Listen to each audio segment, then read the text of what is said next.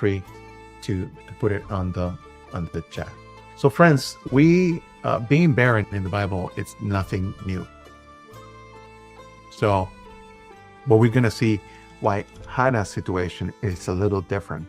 So if I were to ask you, for those of you who love to study deep things, which tribe was Elkanah from?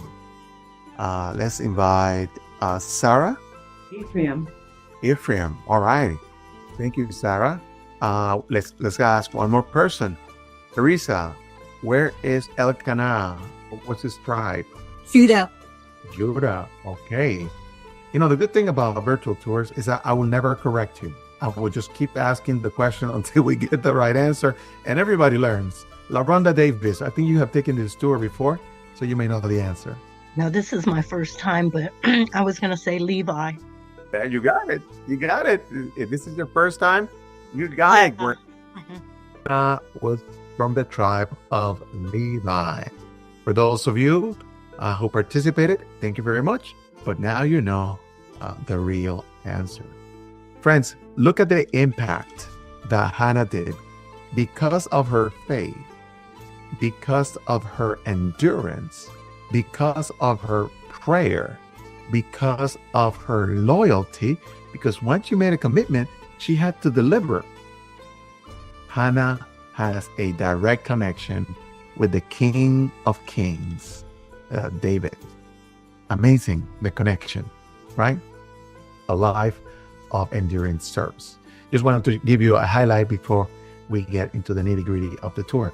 Friends, my wife and I, 2 years ago, had the privilege of traveling to Israel, had the privilege of understanding the culture, how women are treated, and how Hannah may have truly been affected. And back then, being pregnant was the biggest blessing a woman can have. So please pay attention to this as we go over the tour. Ramah was the place where Hannah lived. Shiloh is the place where the tabernacle used to be. So even though it looks close, it was far away. And she will go there 3 times a year for the festival. And each time she will pray to Jehovah. We don't know how many years or how many times she actually went to the tabernacle, but we can consider it a woman of faith. Here's the Metropolitan Museum of Art of New York City, which is included on our Bethel trips. So if you join our Bethel trips, you may be the fortunate to go to the largest museum in the United States.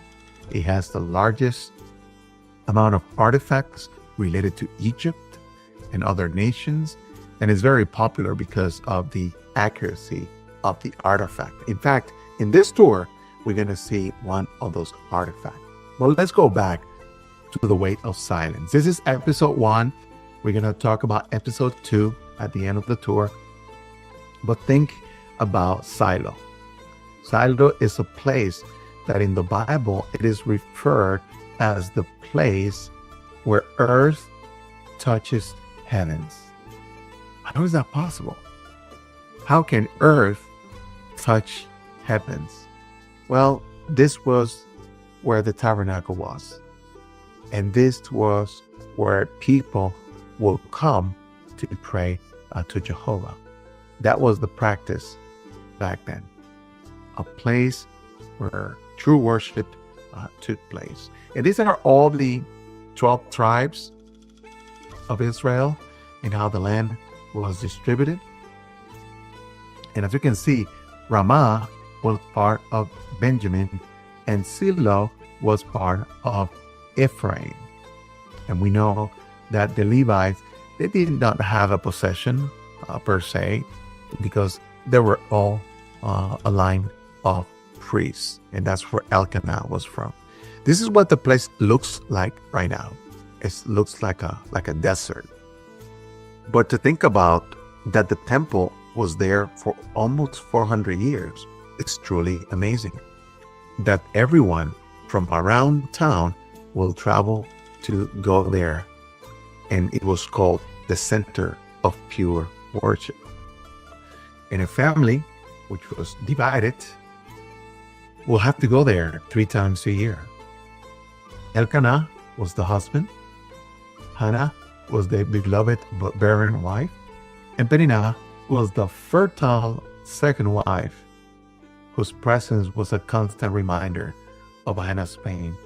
You know, when I went to Ireland, I met someone named Peninnah, and I asked how she was named after, if it was after the Bible character. And she says yes, because Elkanah also suffered the lack of love for her husband. So both women actually suffered.